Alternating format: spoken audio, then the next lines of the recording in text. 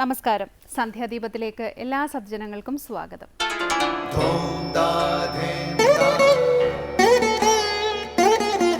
ശുഭം ഭവതു കല്യാണമായുസാരോഗ്യവർദ്ധനം സർവദുഃഖ വിനാശായ സന്ധ്യാദീപം നമോസ്തുതേ.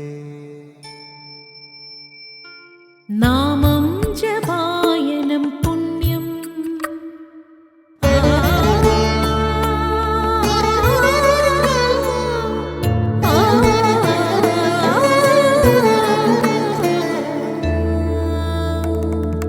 നാമം ജപായനം പുണ്യം നിരുപമദീപാങ്കുരം പോലെ സ്വരശ്രുതിലയവരമതുലം ദീവാങ്കണം മോക്ഷ സംഗീതസാരം നീളും വഴിത്താരയിൽ ജീവതാരം മന്ത്രാലാപം മായാവിൻ നിൻ പ്രസാദം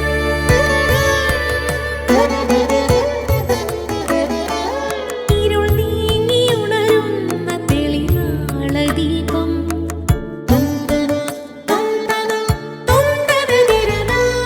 ഇരുൾ നീങ്ങിയുണരുന്ന തെളിനാളദീപം പ്രണവാമൃതം ചൊരിയുന്ന ദീപം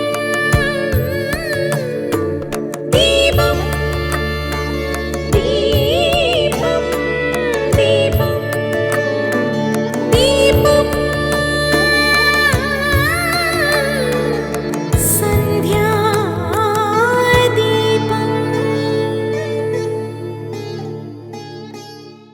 ഒരു പാത്രത്തിൽ വെള്ളം കുറവായാൽ കിണറ്റിൽ നിന്നോ മറ്റോ അതിൽ കോരി നിറയ്ക്കും. ആദ്യത്തെ 1-2 തൊട്ടി കോരി ഒഴിക്കുമ്പോൾ അതിൽ വെള്ളം നിറഞ്ഞെന്ന് വരില്ല. പക്ഷേ അടുത്ത തൊട്ടി മുഴുവനായി ഒഴിക്കുന്നതിന് മുൻപ് തന്നെ പാത്രം നിറഞ്ഞു കഴിയും. എന്നാൽ തൊട്ടിയിലെ വെള്ളം മുഴുവനായി ഒഴിച്ചാൽ പാത്രം നിറഞ്ഞ് പുറത്തേക്കൊഴുകി പടരും. ഇത് തന്നെയാണ് ക്ഷേത്രത്തിലെ ഉത്സവത്തിലും നടക്കുന്നത്. ചൈതന്യ ചോർച്ച വന്നിരിക്കാനിടയുള്ള ക്ഷേത്രമാകുന്ന പാത്രത്തിൽ ചൈതന്യജലം താന്ത്രിക ക്രിയകളാൽ കവിഞ്ഞൊഴുകുന്നത്ര നിറയ്ക്കുകയാണ് ഇവിടെ ചെയ്യുന്നത്.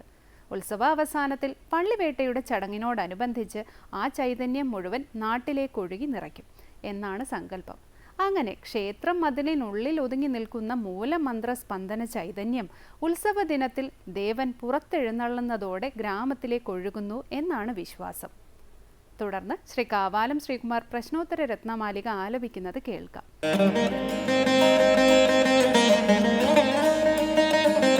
കോഹിനവാച്യ സുധിയാ പരദോഷശ്ചാനൃതം തദ്വത് കോഹിനവാച്യ സുധിയാ പരദോഷശ്ചാനൃതം തദ്വത് കിം സമ്പാദ്യം മനുജൈഃ വിദ്യാവിത്തം ബലം യശഃ പുണ്യം കിം സർവവിനാശി ലോഭഃ ശത്രുശ്ച കഃ കാമഃ കിം സമ്പാദ്യം മനുജൈഃ വിദ്യാവിത്തം ബലം യശഃ പുണ്യം കിം സർവവിനാശി ലോഭ ശത്രുശ്ച കഃ കാമഃ.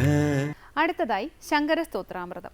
ശ്രീ ശങ്കരാചാര്യരുടെ പ്രശ്നോത്തര രത്നമാലികയിലെ 36-ാം ശ്ലോകമാണ് ഇന്ന് ചർച്ച ചെയ്യുന്നത്. എല്ലാ ഗുണങ്ങളും നശിപ്പിക്കുന്നത് ആരാണ് എന്ന ചോദ്യത്തിന് ലോഭം എന്നാണ് ആചാര്യന്റെ മറുപടി. ആരാണ് ശത്രു എന്ന ചോദ്യത്തിന് നൽകുന്ന മറുപടിയാകട്ടെ കാമമെന്നും. എന്താണ് ലോഭമെന്നും കാമമെന്നും വിശദീകരിക്കുകയാണ് ഇന്ന് ശങ്കര സ്തോത്രാമൃതത്തിൽ സ്വാമി ചിദാനന്ദപുരി.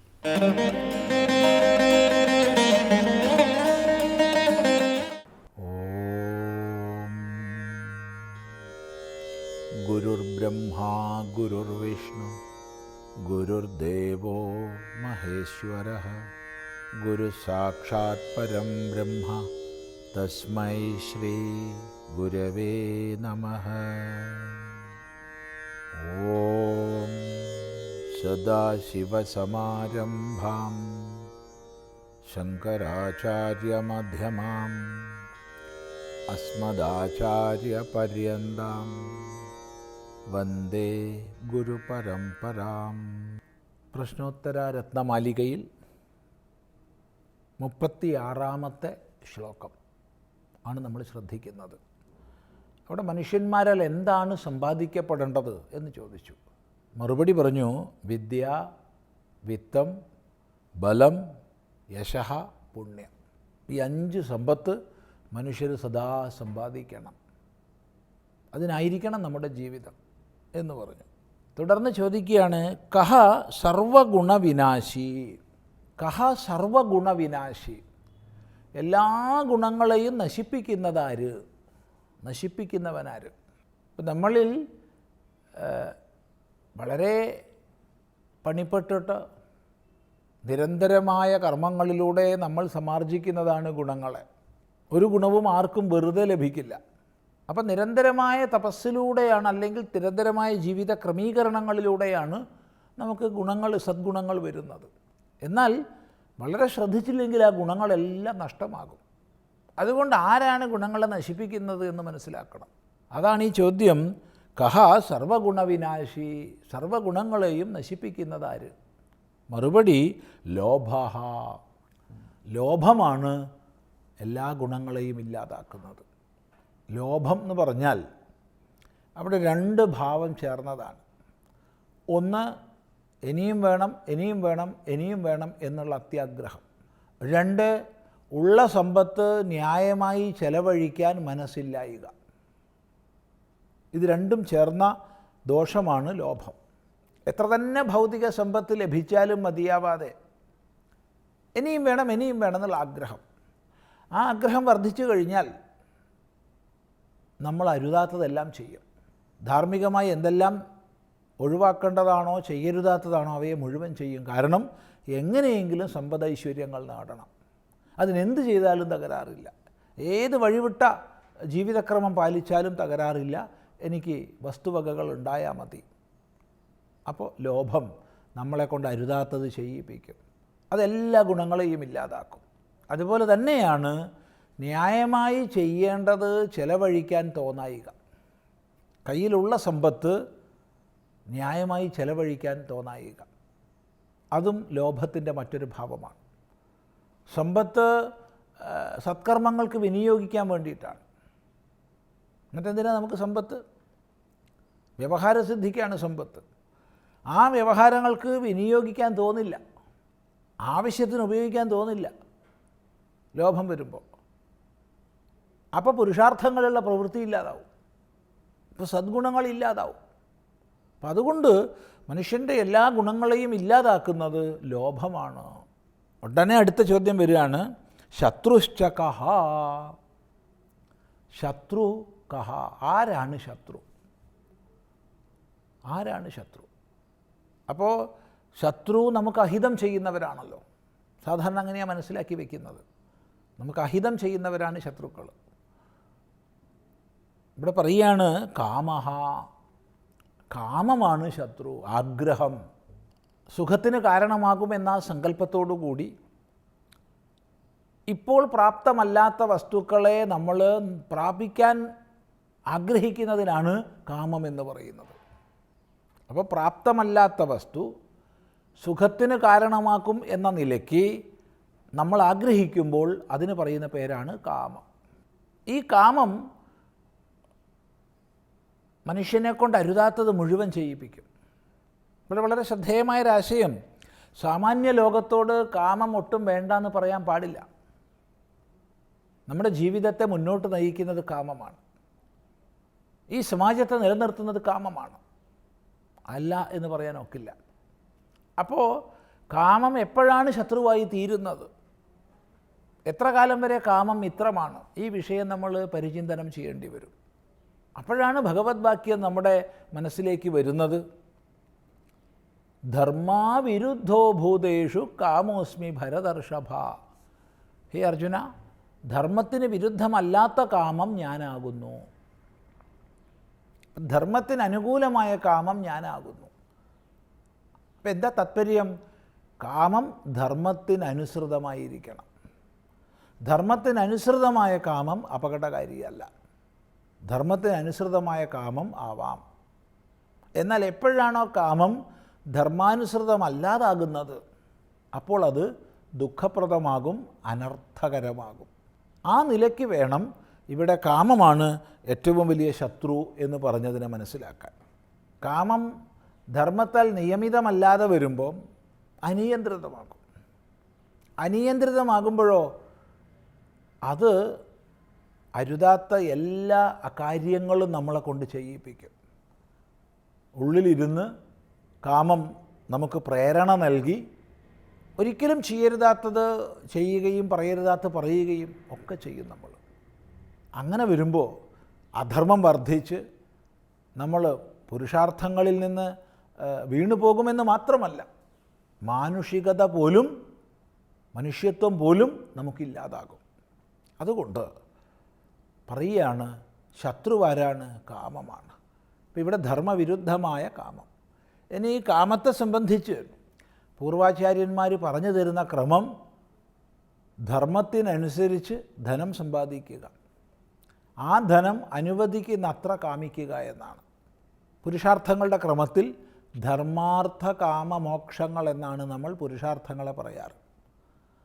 താത്പര്യം ധർമ്മത്തിനനുസരിച്ച് ജീവിച്ചുകൊണ്ട് അവനവൻ്റെ കർമ്മങ്ങളെ ആചരിച്ചുകൊണ്ട് ഏവരും ധനം സമ്പാദിക്കണം. അർത്ഥം, ആ അർത്ഥം ആ ധനം അനുവദിക്കുന്ന അത്ര കാമിച്ച് ശീലിക്കണം. അർത്ഥം അനുവദിക്കുന്നതിലധികം കാമിച്ചാൽ നമ്മൾ കടക്കണിയിൽപ്പെടും. ഒരു പരിധിയിലപ്പുറം കടക്കണിയിൽപ്പെട്ടാൽ പിന്നെ ജീവിതം തന്നെ മുന്നോട്ട് പോവില്ല. സാമൂഹികമായ എല്ലാ അസ്വസ്ഥതകളും അതിൻ്റെ പരിണാമമായിട്ടുണ്ടാവും. അതുകൊണ്ട് കാമത്തെ ക്രമീകരിക്കാൻ മനുഷ്യന് സാധിക്കണം. ആ ഒരു ക്രമീകരണത്തിനുള്ള ഭാവം വരുത്താനാണ് ഏറ്റവും വലിയ ശത്രു കാമമാണെന്ന് പറഞ്ഞത്. തുടർന്ന് നമുക്ക് അടുത്ത പ്രാവശ്യം ശ്രദ്ധിക്കാം.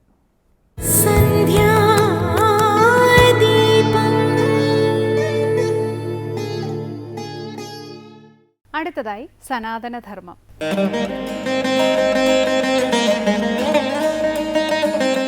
ശ്രീനാരായണ ഗുരുദേവൻ്റെ പ്രസിദ്ധമായിട്ടുള്ള ഒരു കൃതിയാണ് ആത്മോപദേശ ശതകം.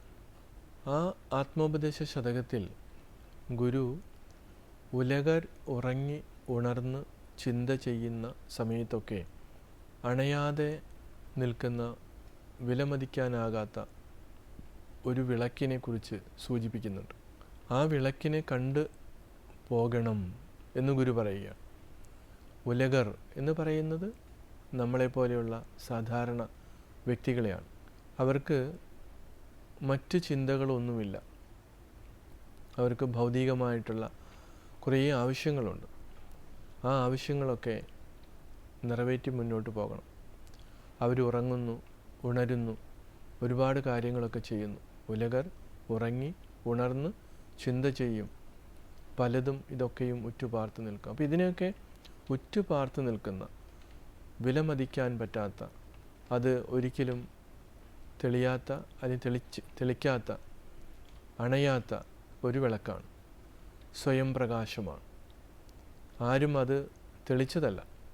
അതിനെ കണ്ട് നമ്മൾ മുന്നോട്ട് പോകണം എന്ന് ഗുരു ഓർമ്മിപ്പിക്കുമ്പോൾ നമ്മുടെ ദൈനംദിന ജീവിതവുമായി ഇതിനെ എങ്ങനെയാണ് നമ്മൾ മനസ്സിലാക്കേണ്ടത്?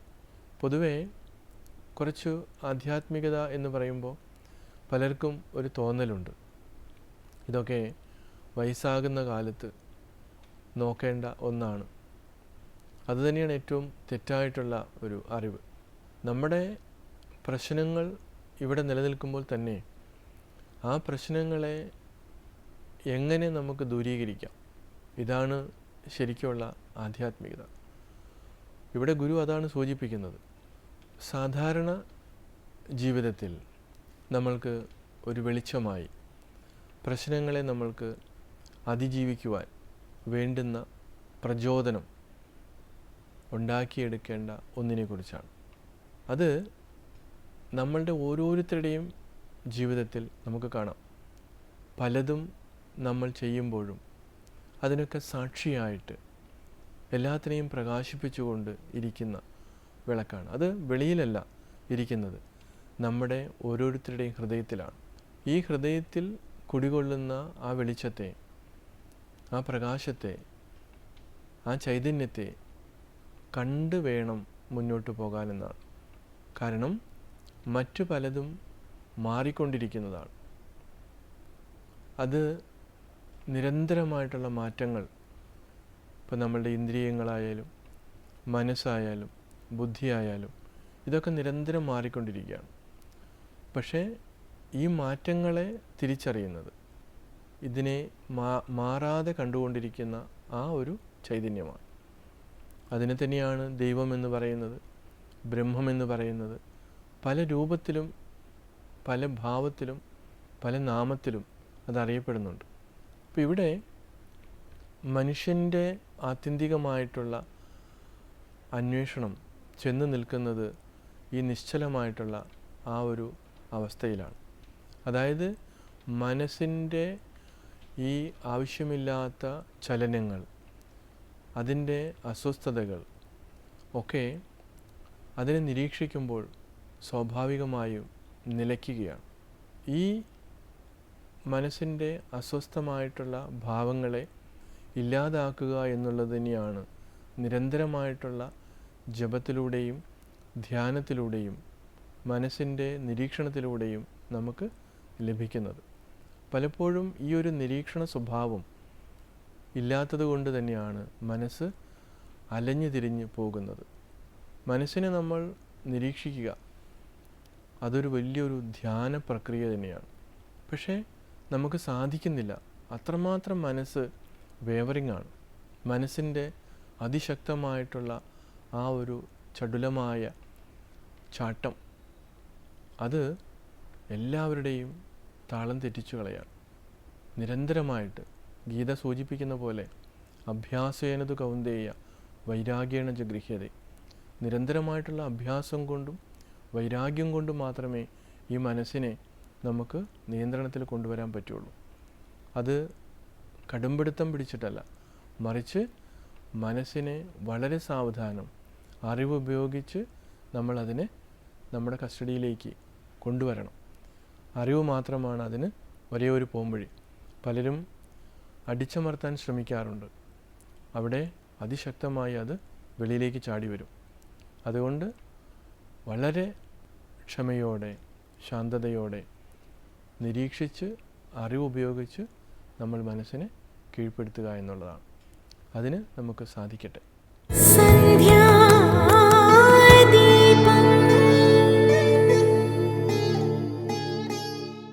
തുടർന്ന് ദീപാരാധനയാണ്. ക്ഷേത്ര സന്നിധിയിലെത്തി മംഗളാരതി തൊഴുത് ഇന്നത്തേക്ക് മടങ്ങാം. എല്ലാവർക്കും നമസ്കാരം.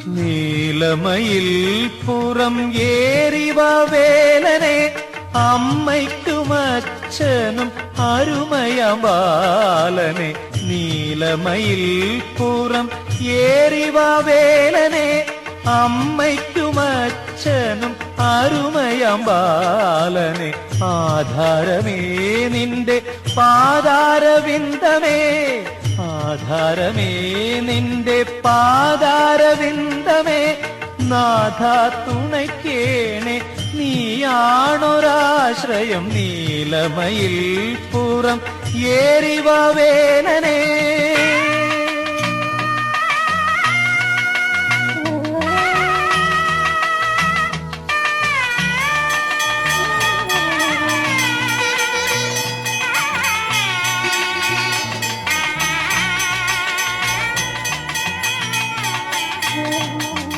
താരക ബ്രഹ്മമേ താരകാരേ ജഗത് സാരമേ ശരവണ പൊയ്കയിൽ ജാതനേ